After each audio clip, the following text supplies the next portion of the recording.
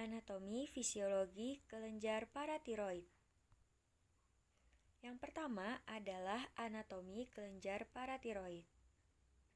Paratiroid terdiri dari 4 struktur kecil yang tertanam di permukaan belakang kelenjar tiroid, di mana di antaranya tertanam dalam kutub inferior dan tiroid superior. Lebih jelasnya dapat dilihat pada gambar di samping. Kita bisa lihat pada gambar tersebut, kelenjar paratiroid itu adalah yang berwarna hijau, yang mana ada di sebelah kanan itu ada 2 buah dan di sebelah kiri itu ada 2 buah. Ini berfungsi untuk mensekresikan hormon paratormon PTH, yaitu suatu polipeptida yang terlibat dalam pengontrolan konsentrasi ion kalsium dalam darah.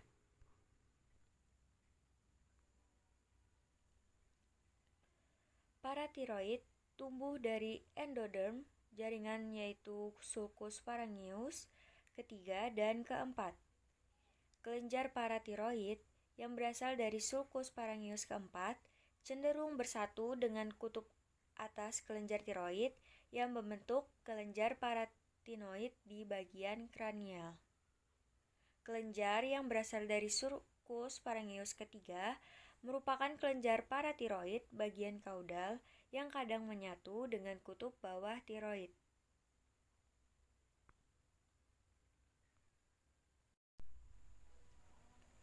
Secara normal, ada 4 buah kelenjar paratiroid pada manusia yang terletak tepat di belakang kelenjar tiroid.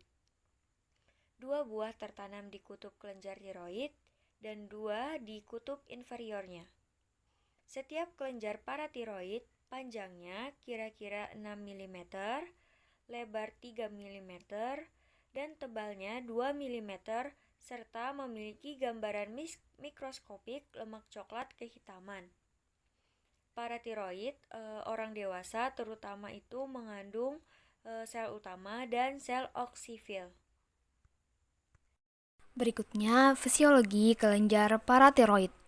Kelenjar paratiroid mengeluarkan hormon paratiroid atau paratiroid hormone PTH yang bersama-sama dengan vitamin D3 dan kalsitonin mengatur kadar kalsium dalam darah.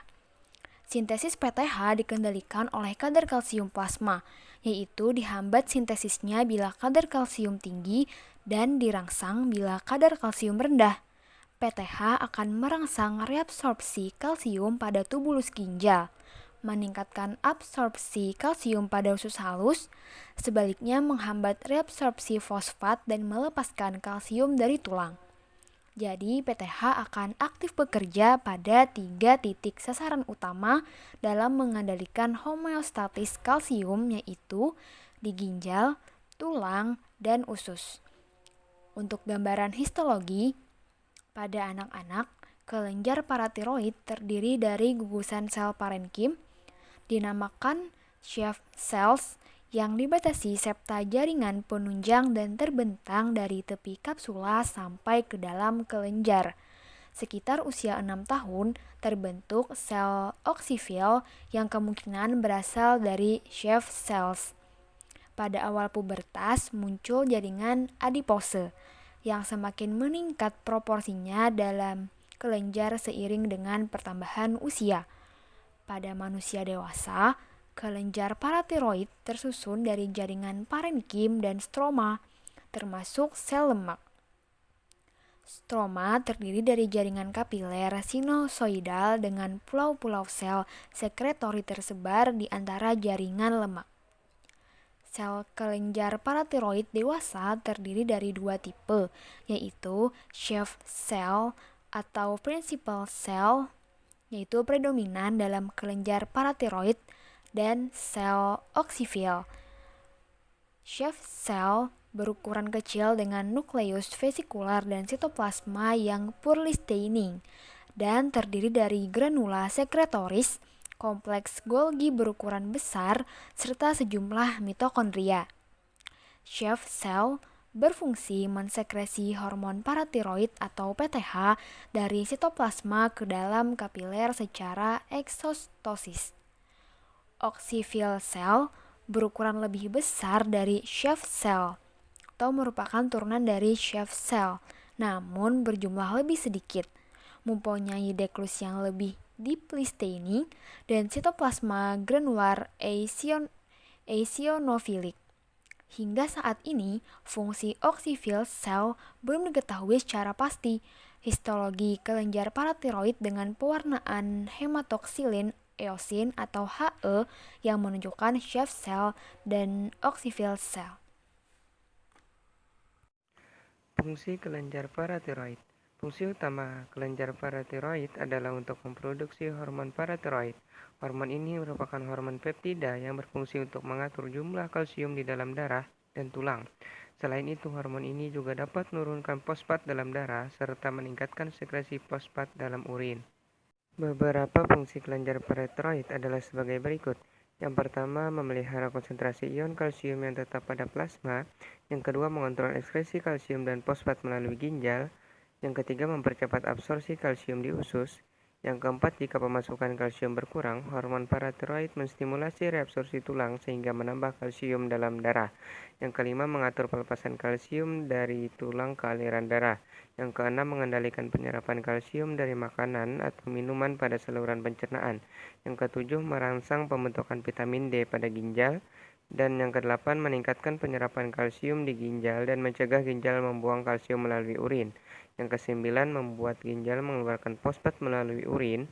Dan kesepuluh, meningkatkan kadar magnesium di dalam darah. Kadar kalsium dalam tubuh diatur secara ketat oleh kelenjar paratiroid dan tiroid. Normalnya, kelenjar paratiroid memproduksi hormon paratiroid ketika jumlah kalsium dalam darah berkurang atau terlalu rendah. Jika kadar kalsium naik dan kembali normal, produksi hormon paratiroid akan berhenti. Sebaliknya, jika kadar kalsium dalam darah terlalu tinggi, kinerja kelenjar paratiroid akan dihambat sementara oleh hormon kalsitonin yang diproduksi oleh kelenjar tiroid. Hormon kalsitonin ini juga berfungsi untuk menurunkan kadar kalsium yang berlebihan agar kadar kalsium di dalam darah kembali normal. Hormon yang dihasilkan oleh kelenjar paratiroid adalah hormon paratormon atau PTH. Hormon paratormon mengatur metabolisme kalsium dan fosfat tubuh. Di dalam melaksanakan kerjanya, kelenjar paratiroid diatur dan diawasi secara langsung oleh kelenjar hipofisis. PTH adalah konsentrasi ion-ion kalsium yang terdapat di dalam cairan ekstraseluler. Produksi PTH akan meningkat apabila kadar kalsium di dalam plasma menurun. Dalam keadaan fisiologis normal, kadar kalsium dalam plasma berada dalam pengawasan hemosistik dalam batas yang sangat sempit. Pengawasan ini dipengaruhi oleh perubahan diet setiap hari dan pertukaran mineral antara tulang dengan darah.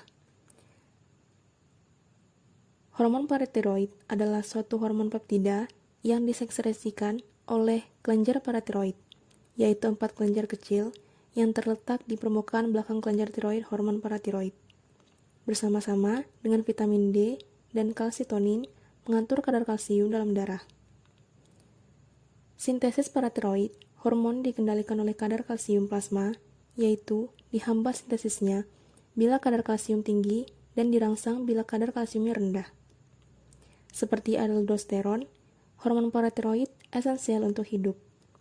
Efek keseluruhan hormon paratiroid adalah meningkatkan konsentrasi kalsium dalam plasma dan mencegah hipokalsemia.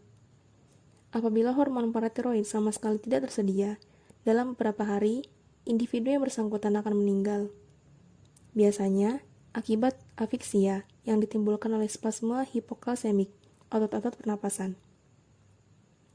Lalu efeknya pada tulang, ginjal, dan usus, hormon paratiroid meningkatkan kadar kalsium plasma apabila kadar elektrolit ini mulai turun sehingga hipokalsemia dan berbagai efeknya secara normal dapat dihindari. Hormon ini juga bekerja menurunkan konsentrasi fosfat plasma. Organ targetnya adalah ginjal, Selanjutnya tulang, ada dan gangguan usus. pada kelenjar paratiroid. Yang pertama, ada hipoparatiroidisme. Hipoparatiroidisme adalah kondisi ketika kelenjar paratiroid kurang aktif dan membuat kadar hormon paratiroid dalam tubuh terlalu rendah.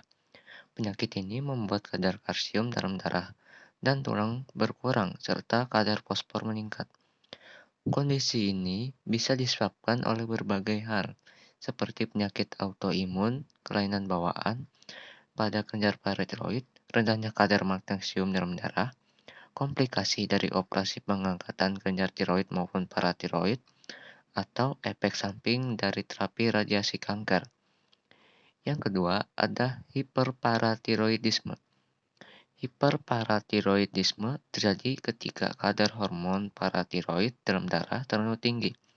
Akibatnya, tulang dapat menjadi rapuh dan terjadi pembentukan bayu ginjal. Penyakit hiperparatiroidisme ini belum diketahui dengan jelas apa penyebabnya. Namun, faktor genetik dan penyakit tertentu seperti kanker atau tumor kelenjar paratiroid diduga dapat menyebabkan terjadinya hiperparatiroidisme.